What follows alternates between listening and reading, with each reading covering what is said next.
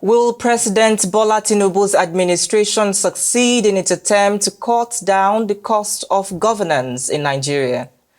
Months into his administration, President Bola Tinubu ordered the full implementation of the Oronsaye's report.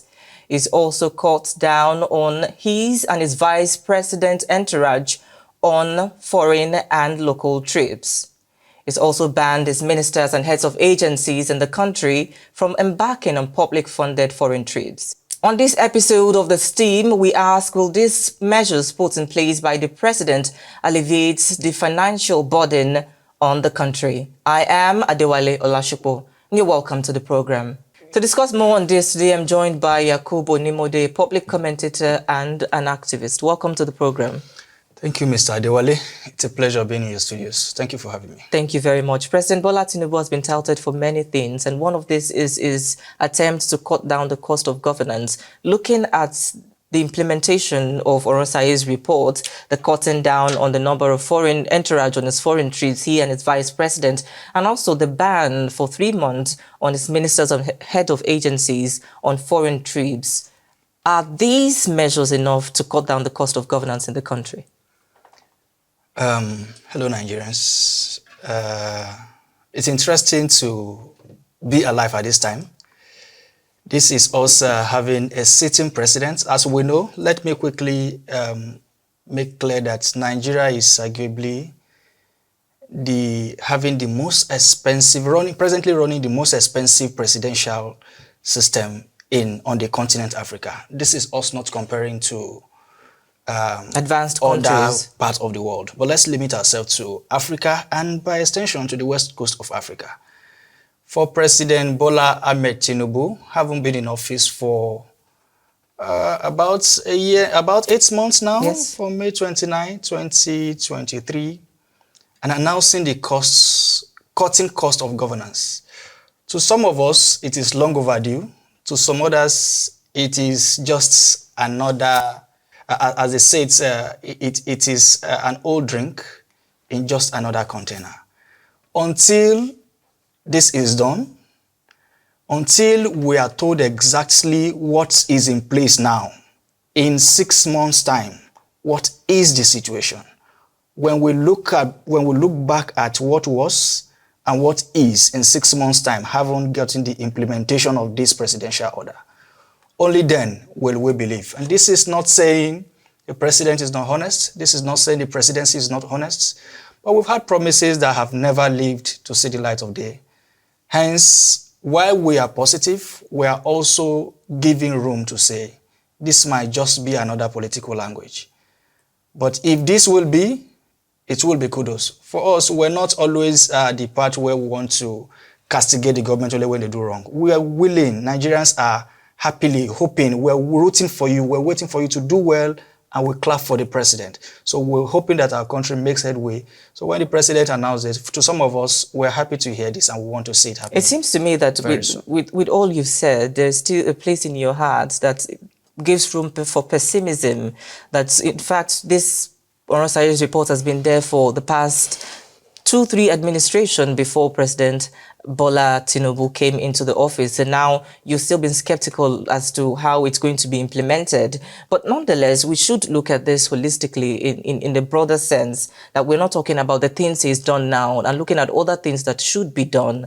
And what are other measures that you think the government should put in place? Because people would talk about, for the delegates that we had at the COP28 in Dubai, we had more than all of African countries. Our delegates were more than them. We had 1,411 delegates to the COP28 in Dubai. And the government has come out to say that they didn't sponsor all of them. Most of them was personally or self-funded to attend the trip in Dubai. But what exactly is the government doing aside, because people just see this as asides? You're talking about reducing the number of months your ministers can travel abroad. You're talking about the numbers of entourage that you can go abroad with. But are you really hitting the nail on the head and going into the places that you should do? For instance, people are talking about reducing the salaries of our ministers in the country.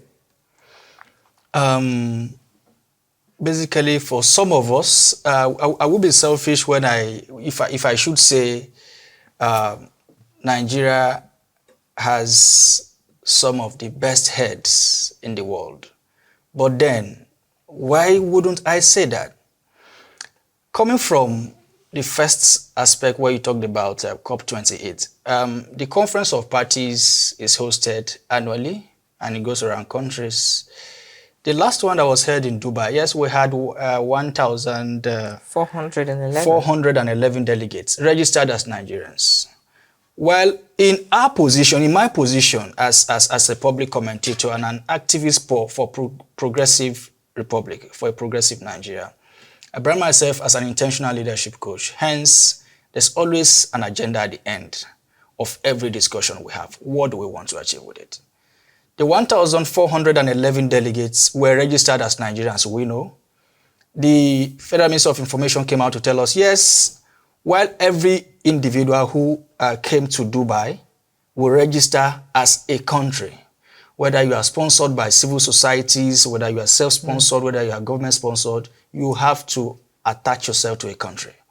That was what we got. I think that's a given already. And that's but the conversation right now, I want to draw your attention into it, is to talk about other means that the government should look at to cut down the cost of governance. Just like I mentioned, people are calling for the government to reduce the salaries of public office holders in the country. And I think that's a conversation we should be having. Very well.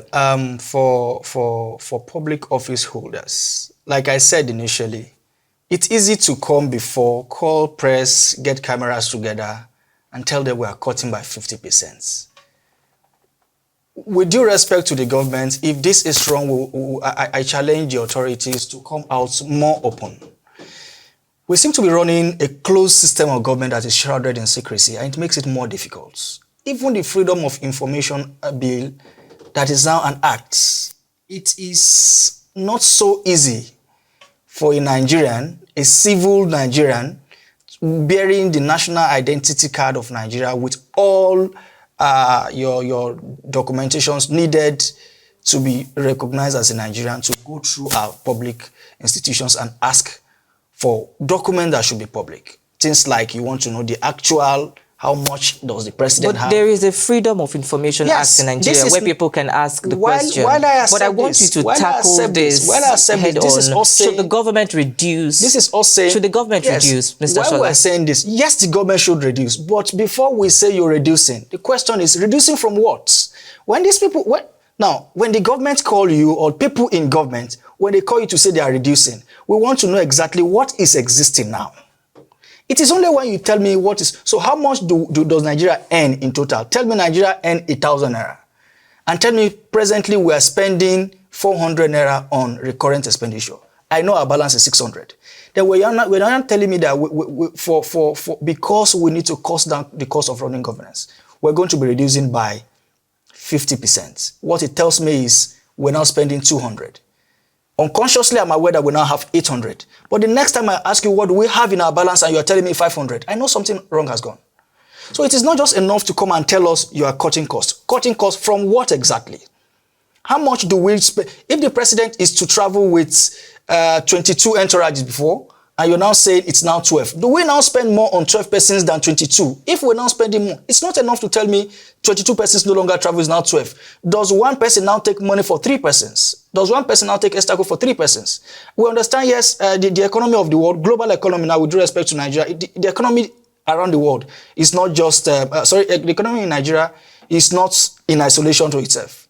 It is also affected by other issues. We have the war in Ukraine.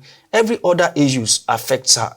But what we are saying is, when you are cutting down from what exactly? We are advocating for the cost. We are advocating that political offices, public office holders, their pay, the take home should not be so juicy. And that is how to even reduce the tension that the country goes through when the 4-year cycle of elections come in. When people realize that this place is a service, is a position of service. It helps them to prepare more. So people can go out to work, and because they love this republic that they call theirs, they want to go out of the world and proclaim to the world that they are Nigerians, they are from Nigeria. They want to work for this republic. It's quite interesting, Mr. Shola, to expect people to have the spirit of patriotism. Very well. But in fact, the government itself must take charge and make sure that things are done in the right way. Look at the constitutional requirement that, for example, ministers in the country must be appointed from at least one state in all states of the federation. The constitution has not told us that we must have 30 ministers. The constitution has not told us that we must have 70 ministers. But how about we make sure that even without, from the constitutional mandates, that these are the number of ministers you can take from each state. We've had states that have more than 2 ministers, for instance. So I think the government should, from there, begin to ask questions. The numbers of appointees that they are going to be appointing as well. If we have a government where we can have 10 ministers, isn't that enough to run a country like Nigeria? Talking about ministers, I want to differ partly, and this is me supporting the government in the aspect of how many ministers we should have. Particularly, our problems are not actually the ministers. If the constitution tells us to have at least a minister from each state, the consequence of what that statement is, we'll have minimum of 36. Minimum of 36. And if we were to have one from FCT, and that's 37. However, the question is not about how many persons are you getting into office. I challenge any Nigerian, the number of people who are leading this republic today are not up to 5,000. We are over 220 million persons. So if you have about 10,000 persons, let's even agree that there are 10,000 persons, from the councillor to the chairman to the governors to their deputies, to those who were appointed and those who were elected. If they all are 10,000, and we're just looking at ministers alone, like I made reference to traveling, when you have 36 ministers, and when you have another government that is operating on 52 ministers, and one is spending less, the question we should be asking is, what is happening in those ministries? So when you have a minister, and because you have created a new ministry, you get an SUV, you get a Hilux van, you get vehicles for 52 persons. And the other person is saying, no, the previous administration, we still have vehicles that can still be used. These vehicles are not thrown into the trash. So if by the time we have this number of ministers, they are also intentionally helping the government to cut costs. If a minister is willing to work with the government for the progressive nature of the country, we will expect such a minister to also be willing to accept some things. Yes, I dare you that some of those who are presently on the list of the Federal Executive Council, which is the ministers, some of them are still civil servants who are still active. What it means is, after this national assignment, some of them still goes back to the offices. Some of them are lecturers in universities. Some of them are doctors who are doing well. The other doctor, Dr. Pate, is a UN image maker. So when you're talking about the ministers, I don't want to completely agree that it is because of the number of ministers that we have that is expensive. But what is your maintenance? What discussions do you have with these people? We are fixing a country. Do you want to be a part of this? Yes. So whatever measures we want to take to fix the country, including cutting costs. It means when you are traveling, Mr. Minister, you're going to be traveling yourself and 2 aides. When necessary, if a Ministry of, Ministry of Aviation, where you are traveling with 2 other consultants who understand exactly what you are going to do. You have no business going with your son. You have no business going with friends. You have no business going, Minister traveling with 15 persons. I think that's a conversation we should also ask with the president itself, because the last trip he had with his children, 2 of his children were with him in one of his recent trips that he had. And this is a question you Nigerians should ask. We should ask the president. This is a question you Nigerians should ask your president. The issue of corruption itself. The people of Nigeria themselves seem to have accepted this as though there's nothing they can do. Dear Nigerians, let me inform you that there's a part of your constitution that allows you to, before 4 years is complete, you can call back your presidents. Are you aware? The people of a republic can call back any senator that before we have elected you, 3 months later we are no longer comfortable. We want you back home. Is that democracy developed? It is democracy. It is democracy. Is it developed to that extent? Are we practicing a democracy in the most civilized manner? Do you want to wait until anybody writes in a book to tell you that your democracy developed? I think that's the question. Development democratically is not given. It is what the people ask for, and you grow through the process. I understand your aspect of requiring the people that they should take charge You should of take your governance country, itself, take your because country. governance When is not anybody only is not performing by your Mr. yardstick, Shola, you Mr. let them Shola, go. I quite understand that governance is not only for the government to run, it also includes the people. The office of a citizen is also as high as the office of the president That's true. That's in true. the country. That's but true. we should also be wise in our interpretation of the Very law. well, very well. For instance, we mentioned the issue of corruption. We're talking about perhaps ministers saying they want to travel to a state that does not have an airport and then allocating money for themselves for airfare.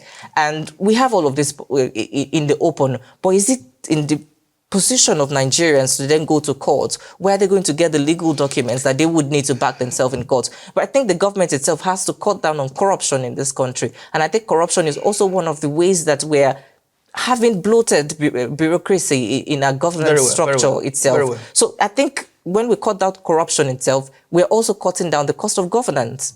As far as corruption is concerned, what you call corruption, as we have a former president with respect to our former leaders, this is not coming directly for any individual.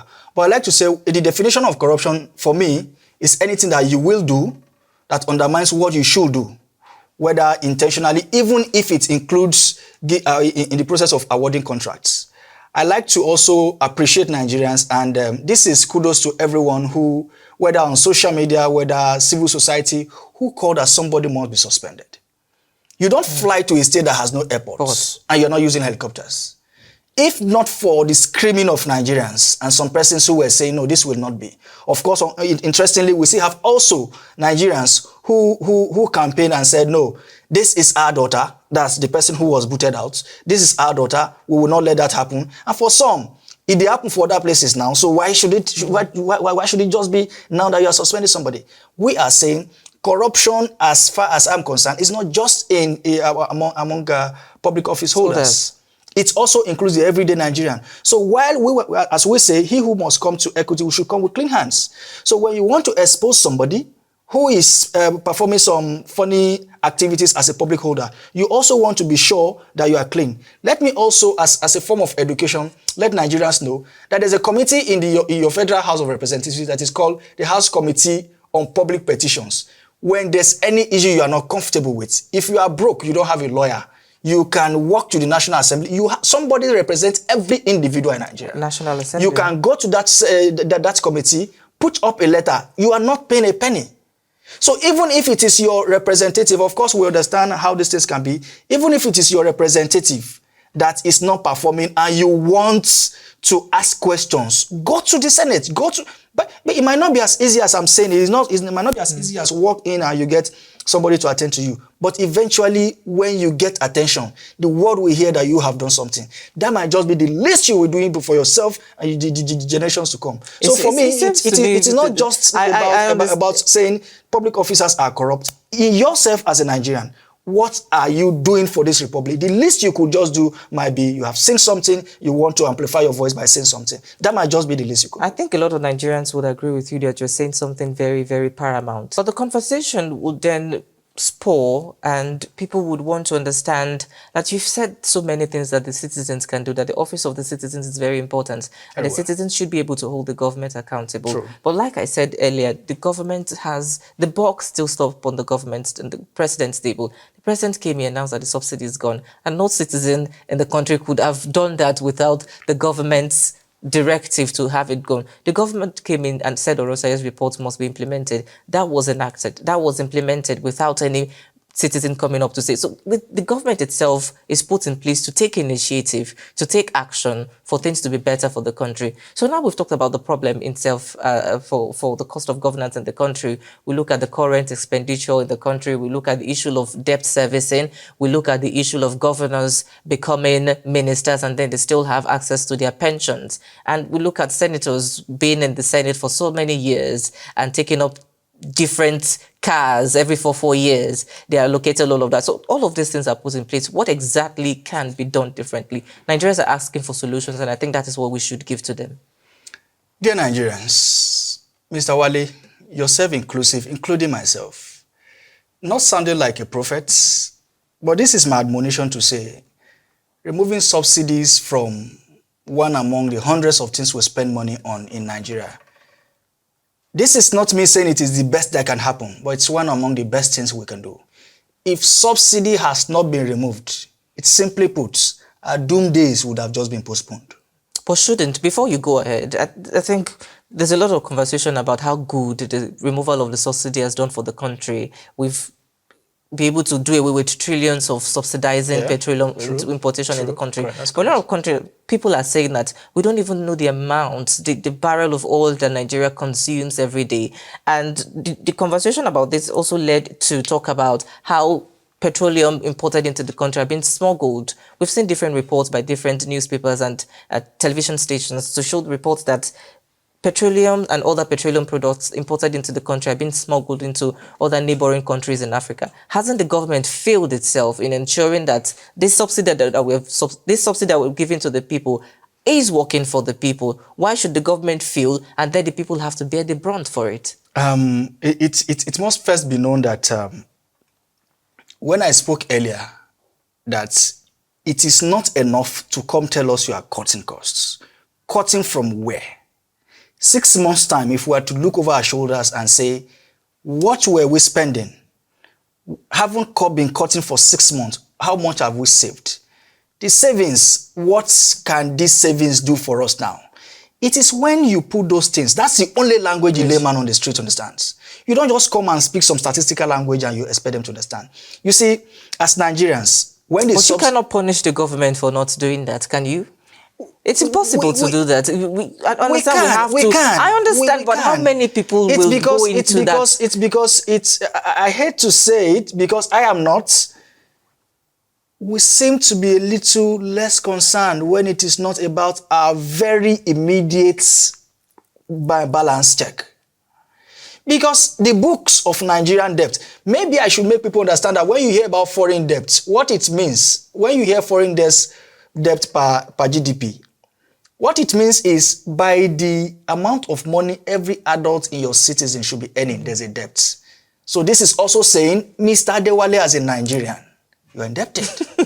Myself as a Nigerian, I'm indebted. So this is what it means. So when some persons are taking loan on your behalf and they are not spending that loan in the direction that will favor you and your children, it is maybe a life of slavery.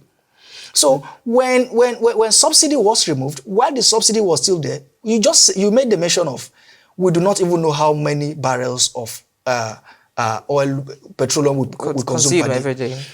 Part of the problem is exactly what I said. So if you do not know where you're coming from, going anywhere becomes difficult. So what are the steps for the government to take? First, one and only, the kind of database we operate in this republic is, with due respect to those who are managing it, but you must up your games.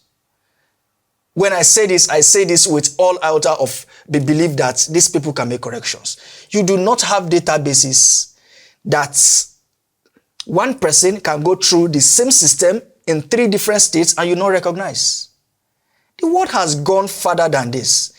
If a person commits a crime in Lagos and the person is captured, with thumbprints alone, I expect the database in Kano to be aware. I expect the one in Lokoja Kogi, the one in FCT Abuja, the one in Nasarawa and Lafia, the one in Abia, the one in Delta, the one everywhere in the country should be immediately updated. If not immediately, anything after 24 hours, we should all be updated. That way, we can simply, this person has been found wanting in this aspect. Can you suspend just something little? Just suspend the person from the national database. That way, such a person is no longer eligible for national health insurance. That way, such a person can no longer cough out any money from his bank account. That way, such a person, if he has a car that has a number plate that he needs to renew, that person can no longer go that way. These are simple things you do, such that the moment anybody wants to commit an offense, the consciousness that I will be losing so much will help us fall back in place. So it is not just enough to say, how much are you putting up as subsidies and how much have you removed from it? I dare also say, while it is true that a whole lot of Nigerians benefit from the subsidy while it was in place, a whole lot chunk of it has still also been enjoyed by the public officers whose daily life are being funded by the suffering of the everyday Nigerian. Exactly. Mr. Shola, Nigerians are asking you, and the government are also watching, what actionable steps do you have for the government to take? Dear Nigerians, it has been an interesting journey. The country has 65 years. Yes, we are not where we have been all along since independence. The democracy we have will go on. However, for me, some of the solutions to our immediate problems will include some of what I'll just itemize as follows. One, the bureaucracy in our governments, in our economic, in our daily activities are just too chaotic. I think they should be streamlined. That's the first. The National Orientation Agency, some of your assignments must be resumed again. Corruption must go. There's no two ways about it. That moment when you refuse to approve money meant for the hospital, it might just be your mom who will be a victim of accident sometimes, or your daughter or somebody very close to you. Or the fire emergency base you have refused to put in place. Those might just, somebody very close to you might just be the one needing it. And you end up spending much more than you ought to have spent. I also think citizenship engagements. Citizens do not keep quiet. Yes, you talk, you think they're not working. You go ask Samson Etodo what is happening. A whole lot have been said for so long and it is happening. I will encourage citizens to keep up the engagement. And I also think audit and accountability. I want to specifically appreciate what the people in Budget Nigeria are doing. A whole lot needs to be done. Every other civil society organization that needs to work on this, please come on board. Everybody should be a part of this. And doing this consistently, not getting tired, and not expecting that when you do it for 3 hours, not expecting that when you come on TV and speak for just 30 minutes, it will be enough. But continuous discussions and intentions about our progress will see us making headway. Thank you very much. Those are my few points. Thank you very much, Mr. Shola, for being on the program today. And that's where we draw the curtain. Thank you very much. And that's where we draw the curtain for today's program. The conversation is on ending. And just like Mr. Shola has reiterated that the things we need to do, the steps we need to take to ensure that the cost of governance is reduced in the country does not end in just a day. It takes hours, it takes days, it takes months, it takes years to put these actionable steps in the right direction. My name is Adewale Olashopo. Do well to follow us on all our social media platforms to join the conversation. And until I come your way next time, please do remember to continue to hold your government accountable. Bye for now.